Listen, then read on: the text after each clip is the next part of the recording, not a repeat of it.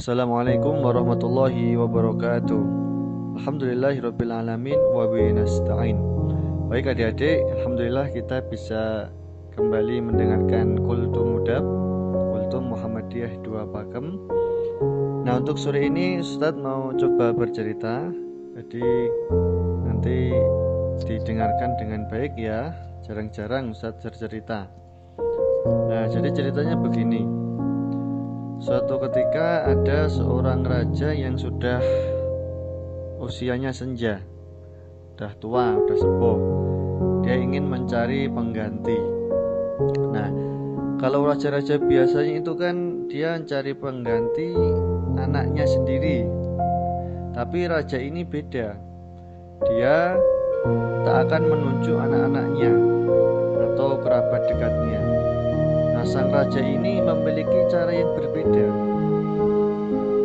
Jadi karena dia ingin penggantinya itu memang orang-orang yang benar-benar kompeten menjadi seorang raja. Suatu ketika sang raja memanggil seluruh pemuda yang ada di negeri itu, dan sang raja berpidato, "Aku akan mengadakan sayembara. Kalian semua akan mendapatkan sebuah biji. Tanamlah biji ini, rawatlah, dan kembalilah setahun lagi dengan tanaman kalian masing-masing. Bagi yang memiliki tanaman terbaik, maka dia akan langsung aku angkat menjadi raja." Nah, mendengar pengumuman sang raja tadi, semua penduduk antusias untuk merawat biji tersebut dengan sebaik-baiknya. Nah, seorang pemuda bernama Sobri terlihat antusias. Ia menanam biji itu dan menyiramnya setiap hari dengan sepenuh hati. Ya, seperti kalau kedelai itu ya dirawat dengan sepenuh hati, namanya Malika. Tapi ini bukan Malika. Kembali lagi ke cerita. Hari demi hari Sobri menjalani merawat biji itu. Nah, namun Sobri heran. Setelah seminggu disiram, sebulan disiram, tapi bijinya tidak tumbuh, tidak tukul. Ya, sebulan, 2 bulan tidak tukul, 3 bulan tidak tukul. Bahkan hampir mencapai 12 bulan atau 1 tahun, bijinya masih saja tidak tukul, tidak tumbuh. Nah, kemudian tanpa terasa setahun telah berlalu. Semua pemuda diminta membawa tanamannya kepada sang raja.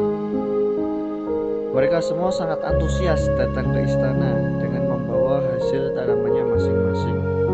Ada yang tanamannya itu lemu-lemu, ada yang lebat, ada yang subur, dan seterusnya. Pokoknya tanamannya sangat bagus-bagus, seger-seger.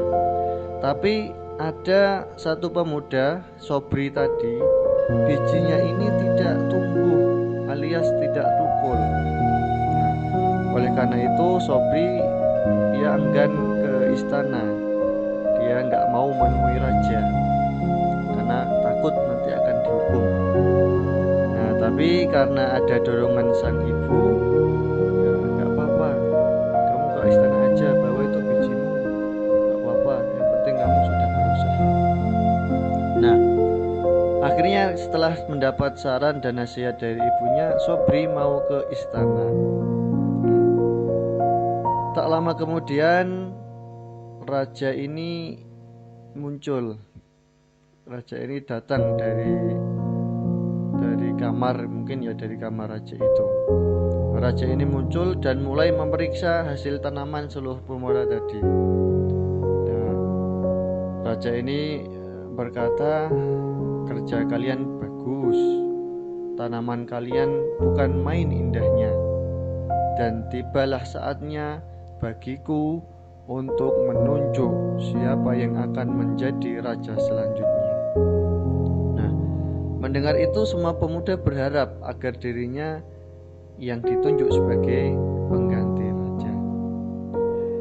Namun suasana mendadak menjadi sepi dan senyap. Semua terdiam menantikan kata-kata yang akan keluar dari mulutnya sang raja. Tiba-tiba raja memanggil Sobri, pemuda dengan biji yang tidak tukul tadi. Kemudian Sobri panik. Jangan-jangan aku mau dihukum mati ini. Jangan-jangan aku mau disiksa karena bijiku tidak tukul sendiri. Suasana pun tiba-tiba berubah menjadi riuh dan penuh dengan protes. Raja kok bisa Sobri yang menang, yang ditunjuk sebagai pengganti, bijinya kan gak tukul sendiri dan seterusnya. Raja tiba-tiba berteriak, "Diam semuanya!" Semua pemuda tertegun. Raja kembali menoleh kepada Sobri. Beliau mengatakan, "Inilah raja yang baru." Semua terkejut. Bagaimana bisa raja? Sobri bijinya tidak tukul. Menyadari keheranan tersebut, raja melanjutkan, "Setahun yang lalu aku memberi kalian sebuah biji untuk ditanam.